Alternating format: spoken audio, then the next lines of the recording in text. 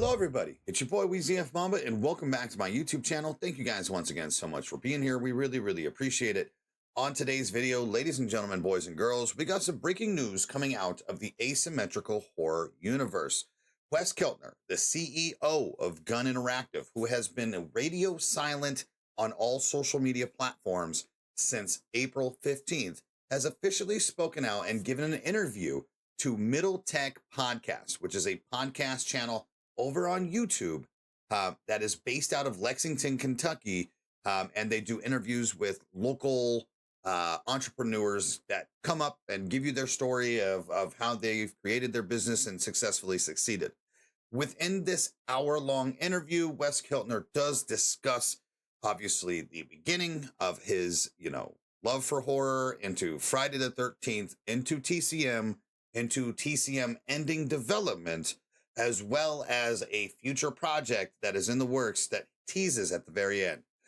So, as you guys know, we got to bring you some news. We got to bring you the news. All right. So thank you once again. Big shout out to Slash and Cast, Riley and Nick, for breaking this news over on their channel. I'll be making sure to link Slash and Cast's channel in the description, as well as Middle Tech. Let's go ahead and pop over here first.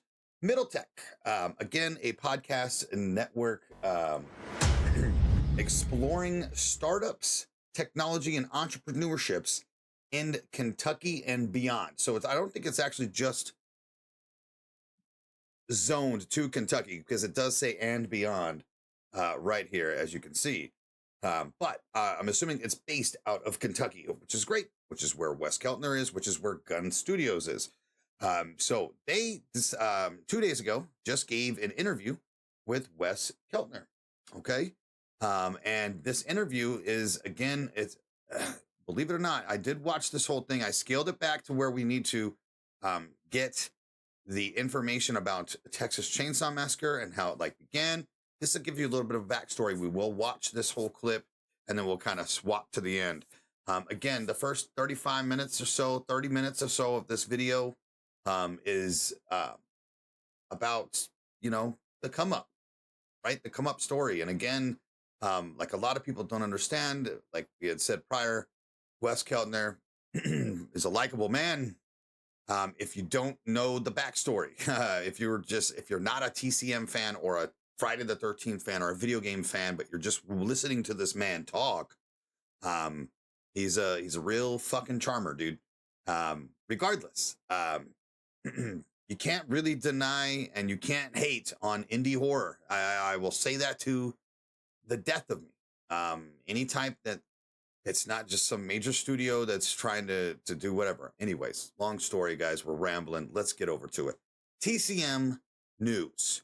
Let's go ahead and let him talk about the TCM come up, how it kind of became into fruition, and then where he mentions out of Wes's mouth for the first time, the sunsetting of the Texas Chainsaw Massacre news, as well as a new game. And then we'll kind of discuss that after the clip to go into that. So let's go ahead and take a listen.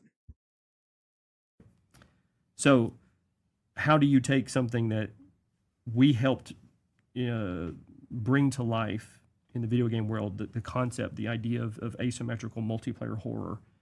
If we were one of the ones that put our stamp on that, I don't want to just do the same thing again, right? So how do we push it forward? And that's when the first thought of apprehension about working with Texas Chainsaw was actually the motivation as to why we should do it, because it was the harder choice. Because I said no to probably 10 other films that came to us, because the success of Friday was so undeniable that Hollywood kind of came calling and saying, do you want any of our, films? And nothing quite seemed to fit. Everything kind of felt like, well, that's kind of going to be the same thing, And that was the one that we saw as like, okay, this is the way we can push this genre forward and be innovative and not just be, let's just rinse and repeat. Because trying to have 3 killers on the screen at one time, that was hard, very hard to do for balance. That's the most difficult part. And it's supposed to be perfectly imbalanced. That's actual how you balance an asymmetric game, because you're supposed to not be on equal footing, but you still have to balance it enough to not feel like it's so overpowered you don't have a chance. And this game turned out to be a massive success as well. It was, yeah. It launched August of 23, and we were selected to be in Game Pass, which we were excited to be in. They took care of us financially, before the game even came out, and that was great for all my investors. We did a similar model, so they were very thrilled to be where they were before the game even came out. And then that Xbox through Game Pass put a lot of bodies in the server for us, so to speak. We had a lot of players turnkey from day one, and we shot up pretty quickly past 3 million people playing the game into 4 million. And continued to grow since then. We've also took place in the PlayStation Plus promotion, which was a similar thing to Game Pass, and that put another large amount of players into the ecosphere of Texas Chainsaw. And we spent a year putting as much content as we could into the game, because we only had the rights to the first movie, and so there's sort of a limitation to how far you can go creatively with that before it also starts to feel like you're doing the same thing. Yep. So we wanted to keep everyone in there feeling unique and different and interesting. So we took that out as far as we could, and then we said, okay, creatively, this is the vision we have for this game, and now we're moving on to the next adventure. Super cool. Well, man, as I kind of reflect on this entire conversation, I would love to pull out a couple themes that I kind of heard, and just as we summarize what we discussed and close things out. The first that I feel like I really picked up on was you seem to have a skill for surrounding yourself with the right people. Like you mentioned, that you're the creative, you kind of had the hand that was able to do it. Mm-hmm.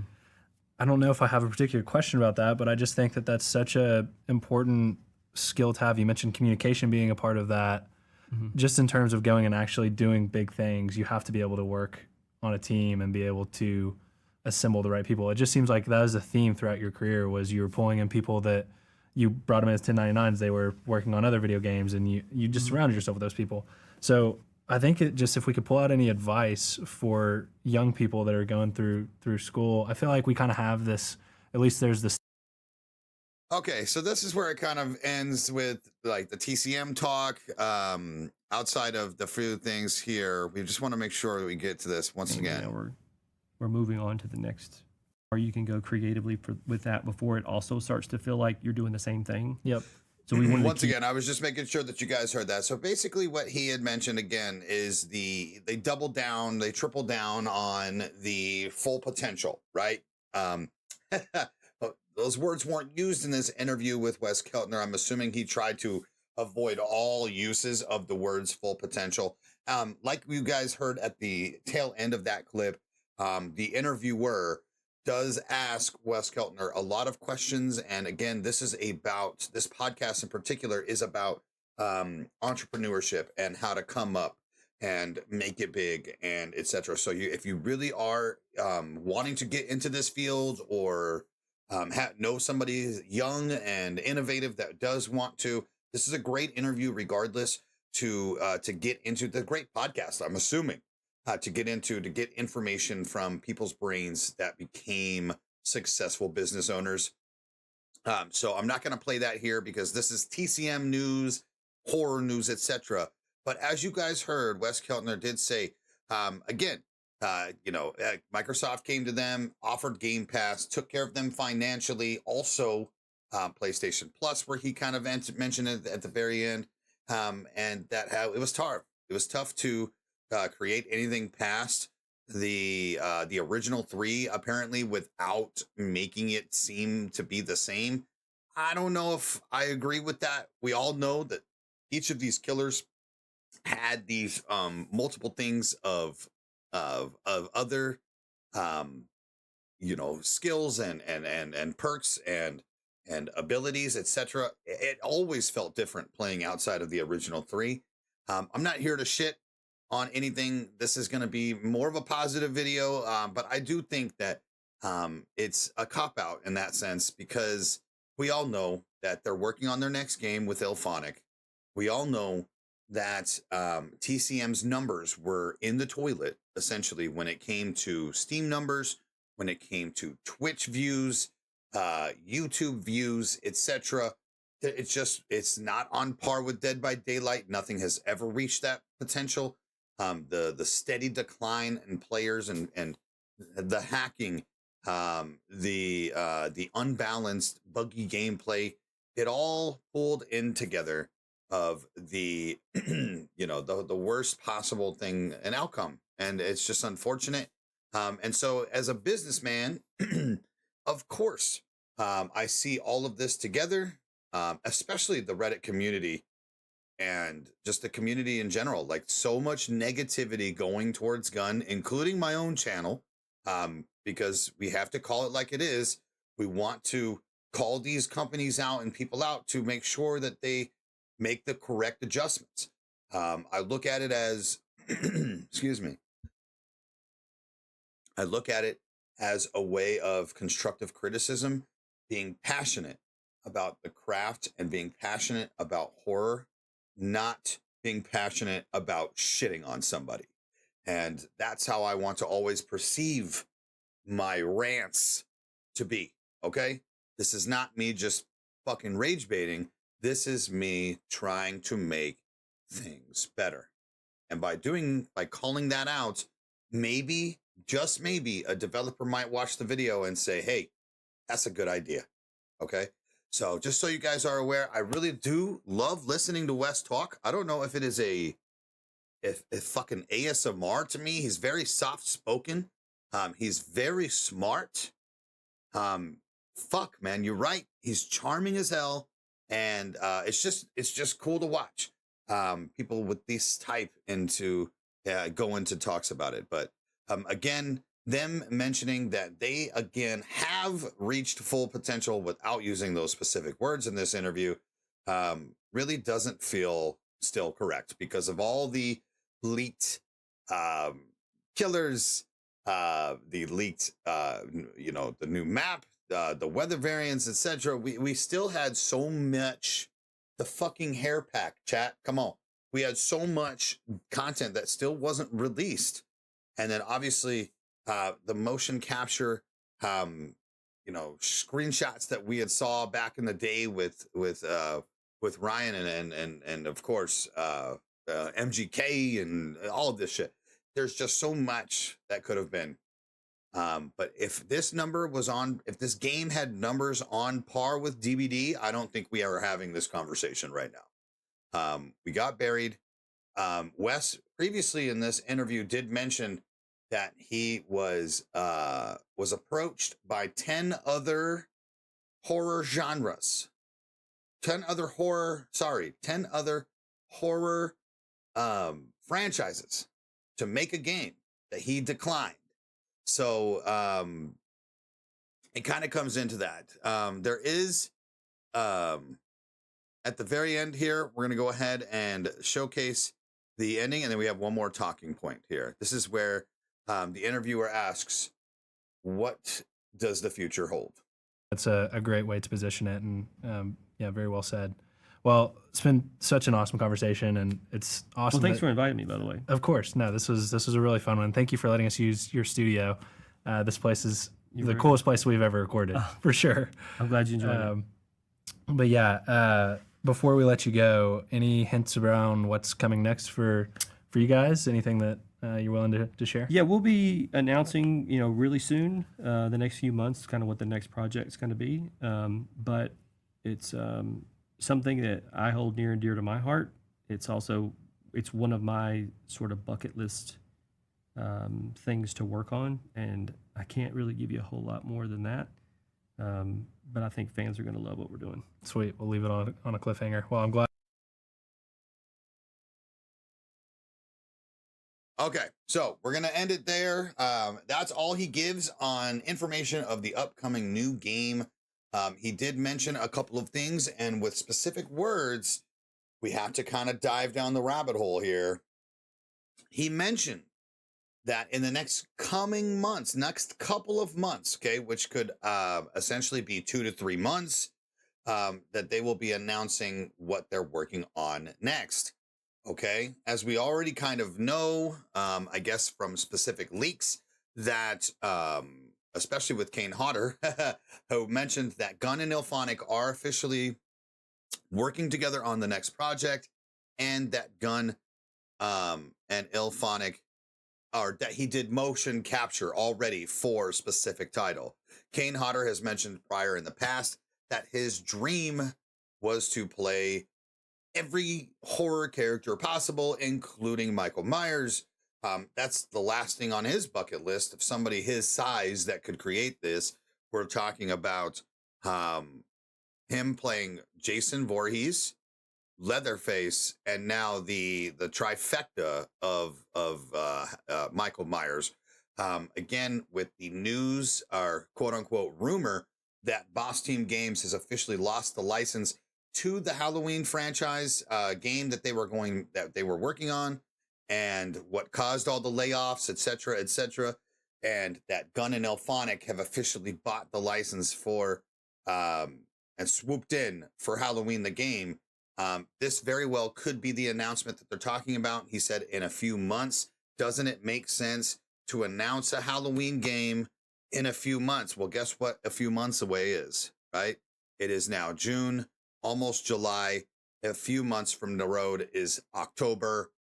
That would make sense as the timelines. But it all comes down to what he said as far as the bucket list. Prior to the Halloween news, we had obvious major speculation that an F-13 remaster or a reboot / F-13 Part 2 would be coming out, and that's what Gunn and Ilphonic have decided to get back in on, simply because they worked on the original Friday the 13th game. We know that Wes Keltner has called Friday the 13th his baby since its existence.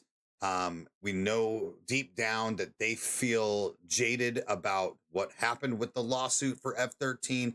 They didn't want to stop production of Friday the 13th a year in to its into its life cycle. There was so many things adding up to it being an F-13 reboot. However, especially with the lawsuit ending and Jason Universe coming out and announcing new games and Stryker Entertainment, Horror Inc. deals, there was I'm telling you, 99% all shot to it being an F-13 reboot. But what we didn't get is the wording here that Wes Keltner says is, this is something I've always wanted to check off my bucket list. He already has checked off Friday the 13th on his bucket list. Those specific words entail that whatever the fuck Gunn is working on, it is a brand new game. Okay, a brand new horror IP. Now, there's a couple of options here. One, again, we kind of have to put pieces together. Kane Hodder is too damn tall and too thick to play Chucky. He's too damn tall and too damn thick to play Ghostface, right? So obviously it's not Chucky. Obviously it's not Scream, right? Because unless Kane Hodder's doing mocap for not the killer, or Ghostface is going to be a big thick boy, our Scream wishes / theory that Gunn is working on a Scream game because it's similar to Rush Week is what a lot of people have been saying. It's not it, right? That's just something we can do. Obviously, with the leaked information of the insider information about, Boss Team losing, Gunn and Ilphonic taking over, it makes sense that it's Halloween because Kane Hodder is humongo. Okay, Michael Myers, big dude, right? He can almost play the. Kane Hodder reminds me of Rob Zombie, Michael Myers, with his size. And again, the bucket list.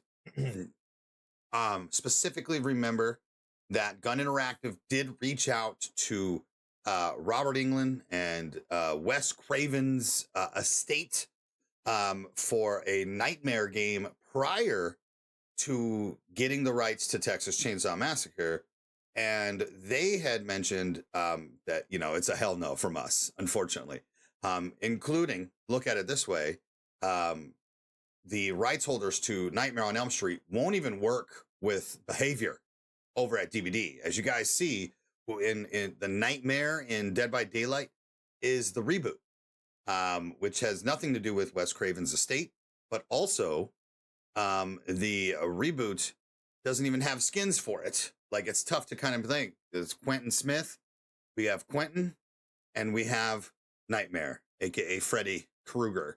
And that's it. Go look at Dead by Daylight. They can't even get fucking into the rights of Nightmare on Elm Street. So what makes you think that a much smaller developer team has the pitch to pull that off too? Just from his wording, I'm going to keep going back to this. Just from Wes's wording of him saying, my bucket list, I'm almost certain I have to just bank that it's Halloween, right? It's got to be Halloween. But it could be something else, because why would we be announcing a game this quick? Again, I just don't know what to even think of this. This is just the news I'm bringing to y'all.